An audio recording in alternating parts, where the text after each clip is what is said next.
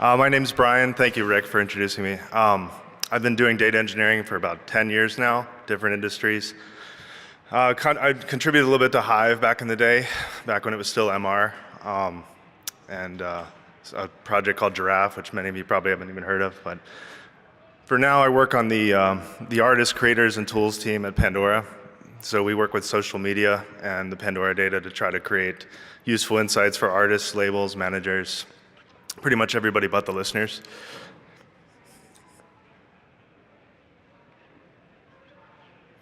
So every day we send the music labels a data set containing song play events. So what do I mean by a song play event?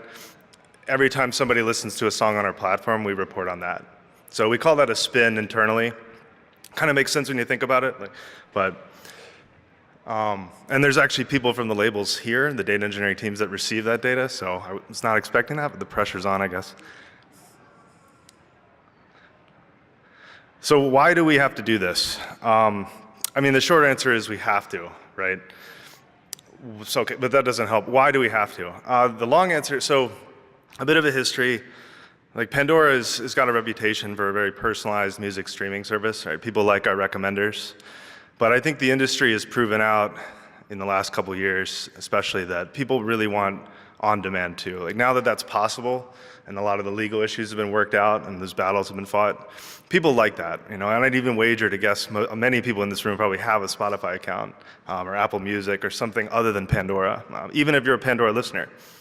So Pandora found that most of our users were complementing Pandora with something else and still do. Like they hear a song, they really like it, and they can't just listen to it again, so even if they're paying for it.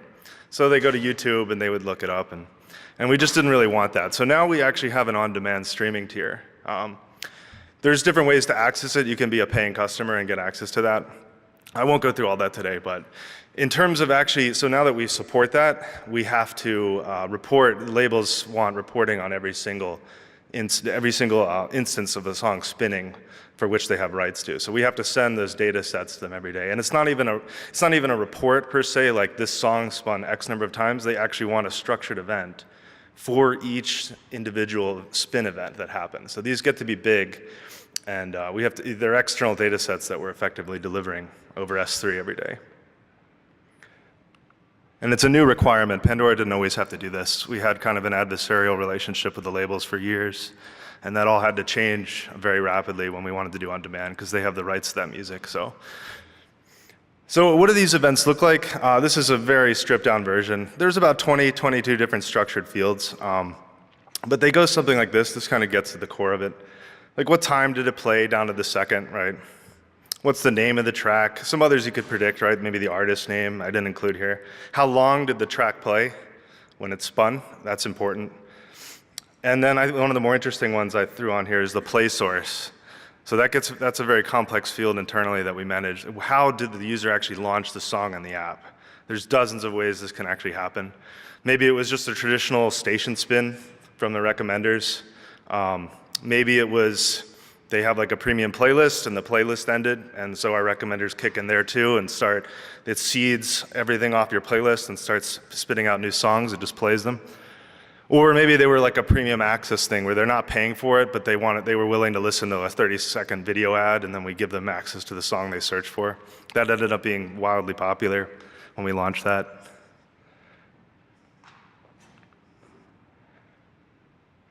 And so where does this data come from, big picture?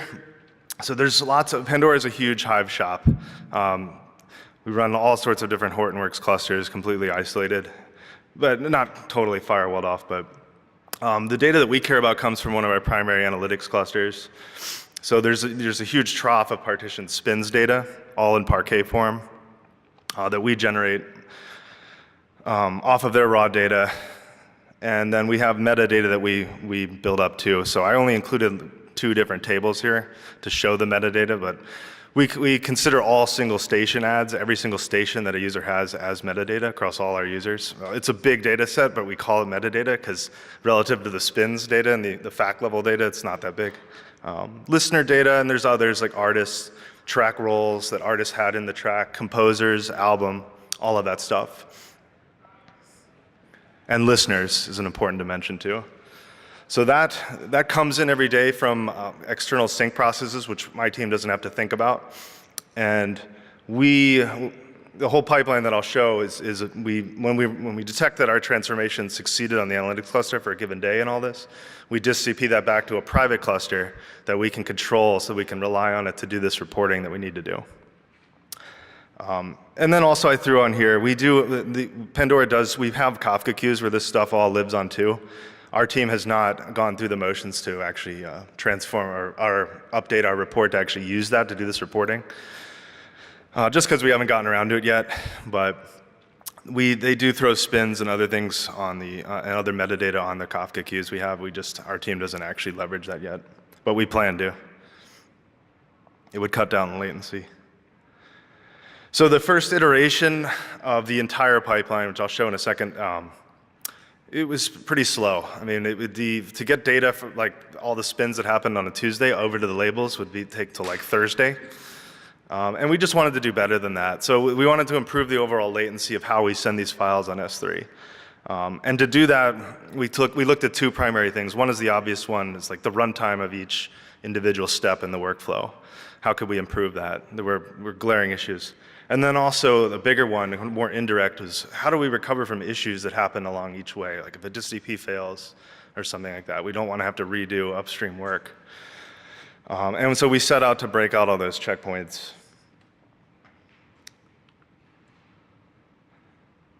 So you can see that I kind of structured this whole presentation as kind of like a war story form where I actually cut out a lot of the well, this is what we used to do and we didn't like, and I'm just going right to the solution. So I don't have a lot of before and after runtimes, but there's plenty of time for questions. I'm sure some of that will come up, but I feel like it doesn't really help to brag about those numbers either because it's not that interesting to people outside the team. But so what were issues with the previous pipeline? Just to summarize, we'll give it one slide for that part. Well, there's upstream delays on the raw data coming into us. We don't really control a lot of the sync processes or some of those other analytics teams and what they do. And there's just a natural delay because of how they're working with daily partitions. So some of that's delayed, and we just can't control that. But the data set generation, our end, once we have it in that private cluster, was very slow.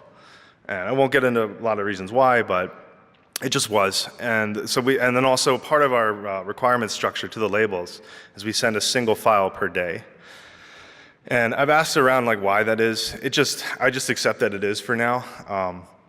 And so I know it's a bit of a big data anti-pattern, right? A lot of us, we're used to working with directories of files or buckets of files where all the files represent everything in the day. And you get better parallelism that way. But we send a single file per day to each label for all the spins that happen for tracks that they have rights to. And then so part of the problem was the steps 2 and 3 where we generated and we're making the single file were tightly coupled. So any kind of issues with either or would scuttle the entire thing. So the new pipeline follows kind of just a series of linear steps. Upstream on the analytics cluster, we do some transformations for both the raw and metadata, and I'll cover a little bit more of that in detail, like what that means. But we do that work directly on the Pandora analytics clusters with Hive on Tez, so we use it that way. Once that data is prepared and those partitions are active, and we validated them, we DistCP that back to our private cluster, kind of in batch. And then once we detect that the atomic DistCP has succeeded, we can begin building. We use Spark very heavily on our team to generate this data set. Is one of the uses for it. It was one of our first uses of Spark on our team, actually. This delivery was so important that we set out to. Spark was actually one of the early test cases for it. And then, so once we have this data set and the data set itself has been validated, we want to coalesce it into a single file for the labels. And then we just have to push that up to S3. So in order to automate all this, we kind of codify each level, each step of the workflow in that 5-point series. We use Python classes.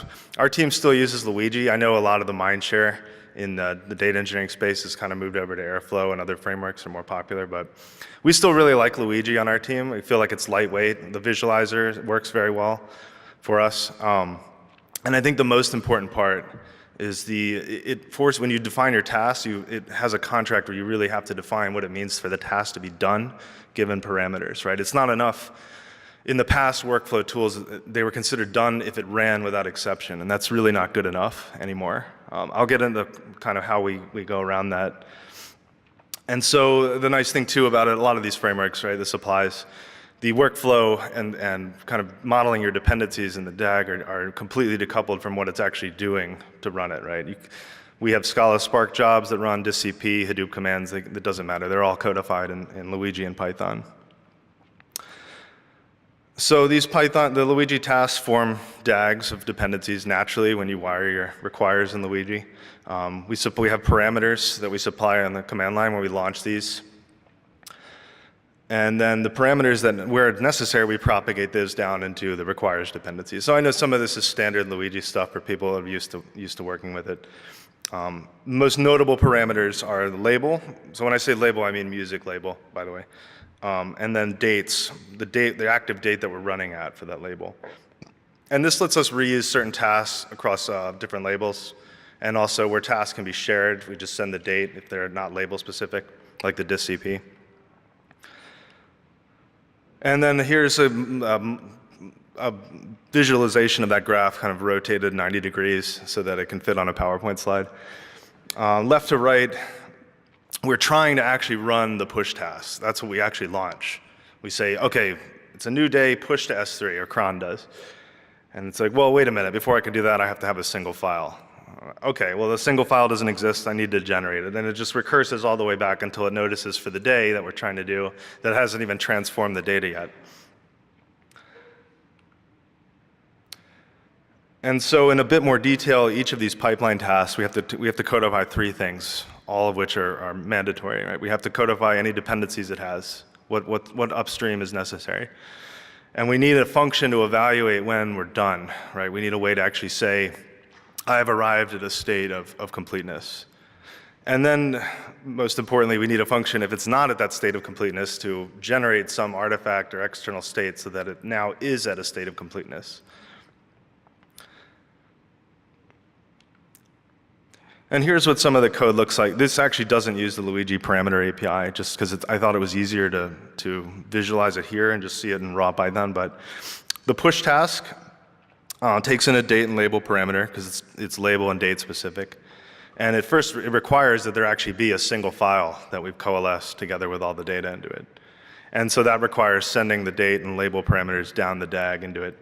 And I kind of commented or wrote comments for what the run and complete would do, right? Like the run, if there's not a single, or if it's not actually done yet, it means the run's going to execute. And we just do the work of pushing that single file up to an S3 bucket. It's like not terribly complicated.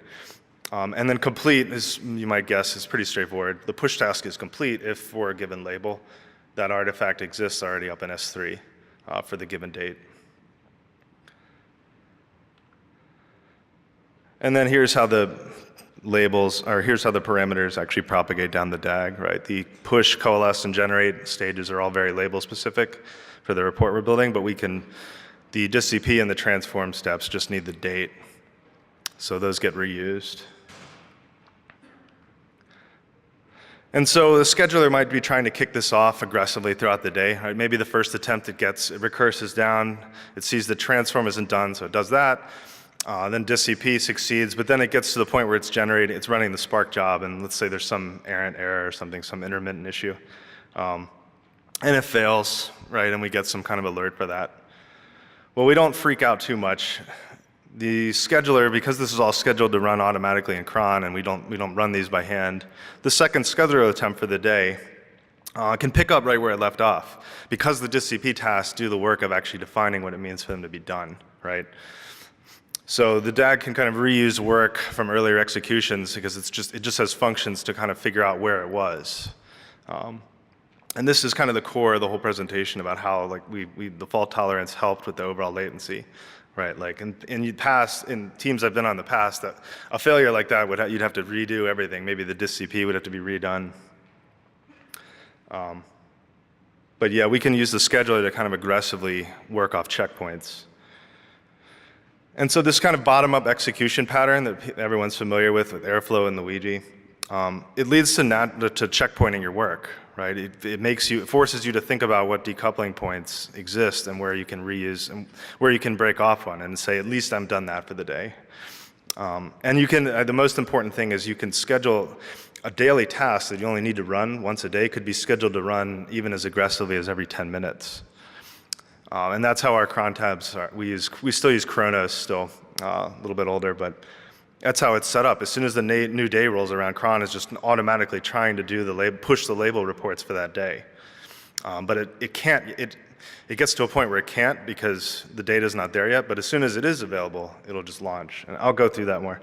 We rely very heavily on the Luigi scheduler to figure out what state the pipeline is in, right? Is it ready to run? Is it not ready yet because the data's not there yet? Is it done already for the day? We don't want to redo it if it is. So just a simple thing as defining that complete contract, we get all this for free, which is the nice thing. And again, it goes without saying, if we're going to have a recursive bottom-up pipeline like this, we need a base case for defining this execution. And in our case, like put in English, our base case is we need a way to detect if the raw data that we're transforming is available on the base Pandora analytic clusters. And my team in particular, has absolutely no control to force that, right? It's not as simple as just writing a Luigi task and it'll execute that. Those sources and all of that are completely outside our means and our purview, and we don't frankly want to own that. So we can just codify what it means to have, we can codify a task to kind of check for us and then not blow up if it's not ready, but kind of gracefully exit. Leaf nodes in the DAG, in other words. And this is our leaf node, per se. We define it a little bit differently than the traditional external tasks for those familiar with Luigi. We use a bit of a different pattern. It takes in a date and a min rows parameter, which is used for validation. It doesn't have any requirements, doesn't require anything. We're just going to run it right away if it's not done already. And the job of it running is to transform the events for the given day in the form that we want. The raw events, all the spins data. And we look at completeness as saying, well, we're going to do a count over that new partition. And if it's at least greater than some threshold, which we've done the work offline to determine what makes sense, then we'll know that it's valid. We'll know that it's exceeded. So that does, if the partition failed to generate, the count will be 0. If not, actually just blow up the query. And even if there's some kind of malformed issue with the partition, this is a very important defensive guard. This has saved us several times, actually, since I've been on the team, where there was malformed data that came in for whatever reason that I couldn't even dream up. And we just had these in place. And we've actually been in the position of having to alert those teams because of these checks. We can see like, okay, something's wrong, and we're the ones to actually tell the team. I'm not trying to throw my other teams at Pandora under the bus, but they have pretty good alerting, but that's actually happened where we were just watching and noticed before them. So the task is done if it passes validation, if the min rows check succeeds. We're pretty confident at that point. And then again, these data delays happen frequently. It's not always their fault. They have complex syncs that have to deal with this, and they manage the Kafka writes now too. But we can use the scheduler to not really care, right? We're just going to aggressively schedule it to run every X minutes. I think it's defined as like 30 minutes in production for us. And we supply the current date. We say every 30 minutes, just try to run this. It's in human form. It's like I think about it as like from The Simpsons. Are we there yet? Are we there yet? To Homer Simpson while he's driving. I didn't put a meme up for that, but I guess I could have. It's like, but computers don't mind being asked that, right? It's annoying for us, but we can just constantly ask it, hey, are you ready to run? Well, why aren't you done yet? And just kind of annoy it. And then, but the nice thing is once the data becomes available for transformation and that complete check passes, we can launch the pipeline, right? And it's completely automated. So let's just go through, I'll go through each stage, not code-wise, but I'll go through kind of in English what each done state is for each of those 5 steps, right? We talked about the transform one already. There's a lot of Pandora Hive tables, a lot, but we want to narrow that down to just the spins that we're interested in. We create our own managed table, my team, for that, partitioned by day still, but we do certain things to their raw data, like we deduplicate them. They do some of that too, but we do our own deduplication just in case. We filter out certain properties of songs, like if it doesn't spin for longer than 30 seconds, the labels seem uninterested in that. Maybe I could get yelled at after this, but I was told that at least. And then we have some other joins we do to kind of keep it sane. We keep the same partitioning structure. We keep it by day, and then we do other things for the metadata too. So that way I described that metadata and like listeners, stations, it doesn't start that way. We have to kind of massage it down to that very natural form, kind of denormalize it, so to speak. So it's just easier to build this data set for. And then most noticeably, like we just don't want to be DisCPing hundreds of tables to do it on our side. We'd rather take advantage of their cluster and we use Hive on Tez. It's very fast. To build out some of those partitions, and then we can just sync them back. So if it passes the min-rows checks, we're done. We consider that valid for the partitions. We're actually considering switching this out to just use snake-byte byte level checks for sanity, because it's a little bit faster than having to actually issue a query. Even with Tez, it's still like we could be doing this in milliseconds with snake-byte to actually check bytes for the part files. We don't really need to issue a query. So we would consider that if anyone was thinking that, and we might do that just to make it better. And then so once that's done, the DisCP stage is ready to done. We run an atomic DisCP, nothing really fancy. We add it to the warehouse, and very obviously like, that stage is done if the partitions exist in Hive. So we can very easily build off that state. And then the generation stage kicks in. We use Spark SQL for this. So the legacy report was kind of a Hive MR job. And it was a natural transition just to take a lot of that with a few minor changes and just run that right as Spark SQL over Hive in a Hive session. They're all Parquet events. So we get pretty fast filtering just from that. We can filter. When we're running the generation now, we're getting label specific, right? So we give it, the task is going to run with just a label, and that control, that's fed to the Scala job in terms of how we're going to filter it down. And we can actually do multiple label reports in parallel this way too, and which is what we do. So, and then as part of that Spark SQL thing, all the metadata gets joined in, artists, composers, stations. We want to create a for every single spin, we want to make it as rich as possible when we report it to labels for fields that they've said they were interested in. And then the most important part is in the driver directly, we actually we do an additional validation on the number of rows that come out of that stage. And we have lower and upper bounds for this. So it has to actually fall within like an expected. If there were maybe issues with the metadata or something like that, even though we had those defensive checks, maybe still something went wrong. You can't be too defensive. So we check lower and upper bound limits. Why do we do upper bound? I guess we actually did have one case where somehow new lines got introduced into some of the fields. And ever since then, we just like don't take any chances. Why not? But so if you want to throw off the music industry's reporting, you could name your track or your band Carriage Return New Line or something. They might, not our reporting now. So, and then if it gets past this stage, we output multiple part files to Hadoop, to HDFS. We still do a lot coloc on-prem, so we run HDFS. We don't actually do a lot of our processing like in S3 like that. We have bare metal HDFS if anyone was wondering. I can answer questions about that later, for what I know. So this is sort of this is part of the Scala job. It's really kind of uninteresting, but it just illustrates one point. We run the Hive query, we run it as just raw Spark SQL text. And that text gets parameterized with string replace before it gets sent to the session command. And we still call, out of just habit, like we call persist, memory and disk, even though cache, as of Spark 2, is just the synonym for that. If you look under the hood, we're so used to cache from Spark 1x days, just calling storage level memory and having to deal with that we're still in this habit from our RDD days. But once we have that data frame, the results, we can call a .count on it, feed it to the check row bounds function, and then that will actually elevate an exception if it fails the validation check. And then the whole pipeline hard fails, and we get alerted. But if it passes, it just sort of silently returns, and we can go on to just saving those results to a label and date specific HDFS location. But the nice thing too, it's a really nice use of Spark. It kind of illustrates the caching benefit because we can do a validation step right in the Spark driver.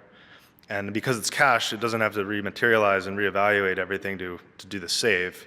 I know this is Spark 101 stuff, but sometimes the benefits of the caching aren't always obvious. This is tremendously beneficial. And if it fails validation, there's nothing we have to clean up, right? It's just an ephemeral data frame. It just dies. So then once all these part files are written out, we need to coalesce them into a single file. Some customers want compressed bzip. Others want gzip. I'm not sure which one is the orchard. I'll have to check. But so we have to handle both of those cases. And for bzip, this is a little easier. The output is already bzipped part files, and we can just binary cat those together into a single file very effortlessly with Hadoop copy merge.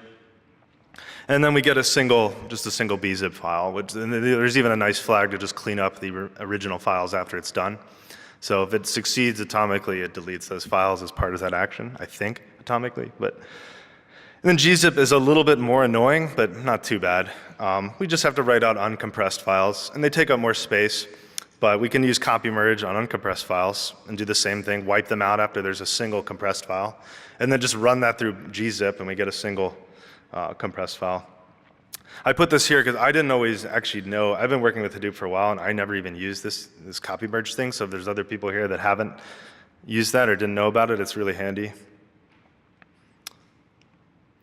And then the done state is this predictably, right? You might guess. We expect a single compressed file in HDFS for the label and the date.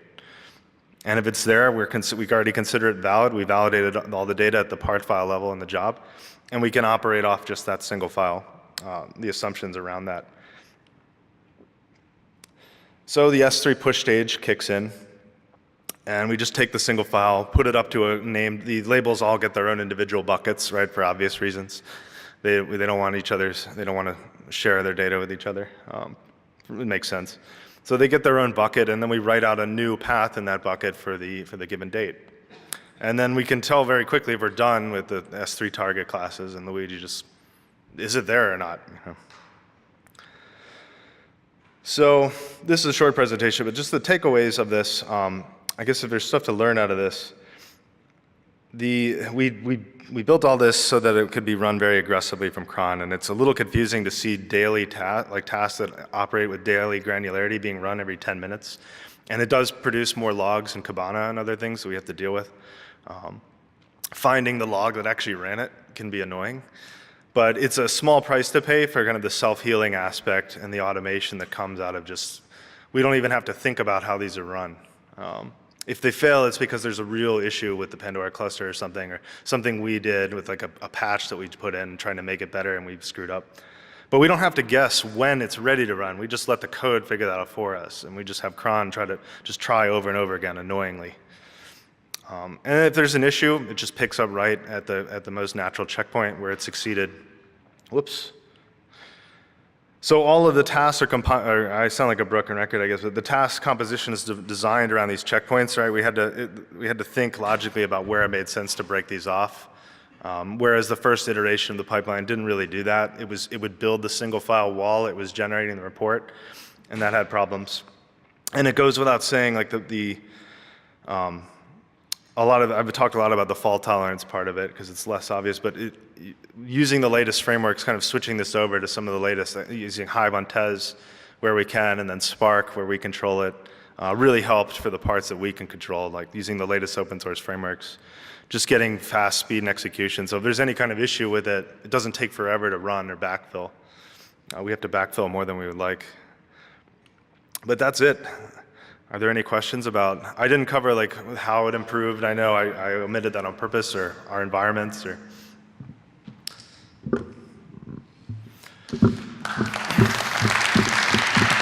Yeah, just wondering, instead of using cron, do you have some sort of event trigger that to trigger the pipeline? We don't. We could explore that. That would make it easier. I guess that would take the form of a task that was polling the raw data, but there still has to be an inception point to launch. Yeah, I'd have to explore that more. I mean, we've certainly thought about changing this from, right now it's kind of a pull model, and it could be more of a push, but haven't explored that much.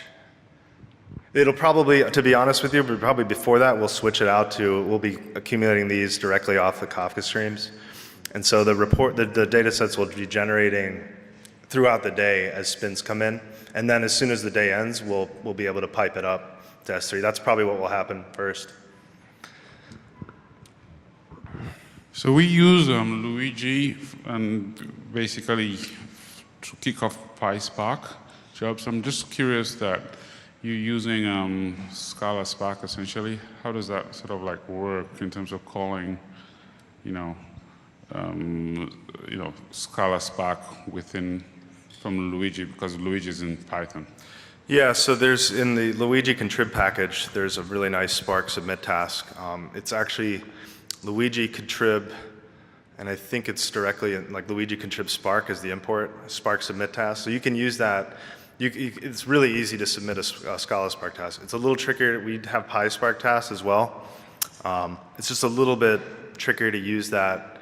I'll just say that they have like a PySpark submit task that they've also contributed, and that's junk.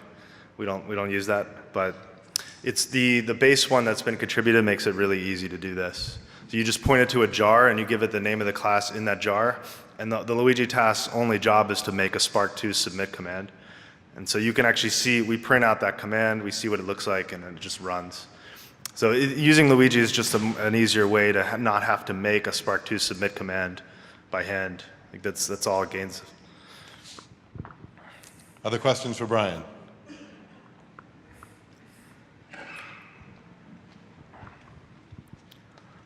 You mentioned you guys still use HDFS, like not relying on S3. Is there any reason for not crossing the line or staying where it is?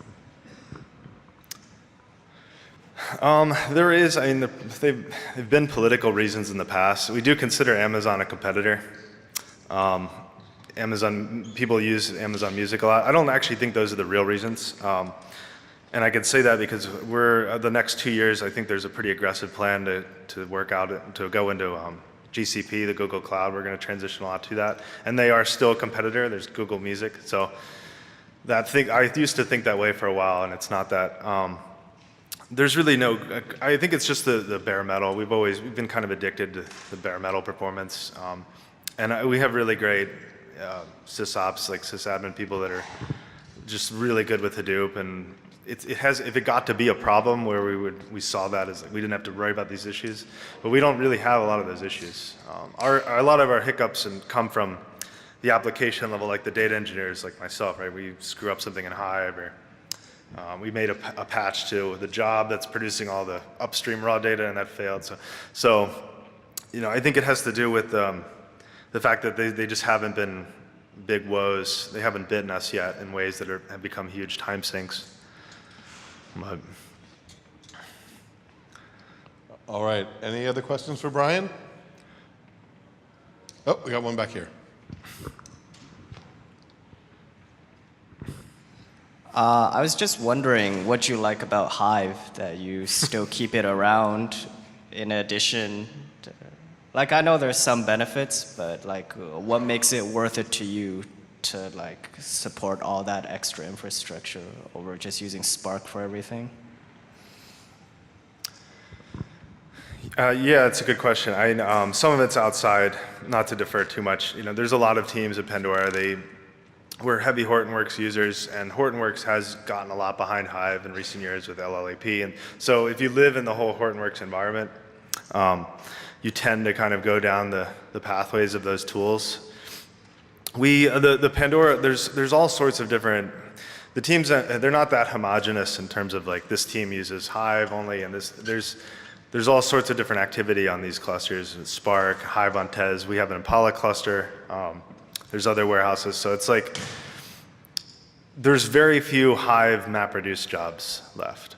What I'll say is what we've gotten addicted to is kind of Hive as a catalog, as the meta store. The meta store in Hive is probably going to live on way past even many of these frameworks, these execution engines that are down in the dirty with Hive.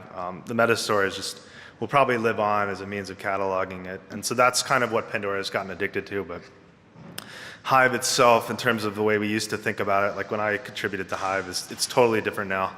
The people that use it in production get like sub-second latency with Hive now because they're running Presto over the Metastore or Impala or Tez or something, or Spark SQL like we do. So it's just not too much of a concern, and we get some nice properties out of it.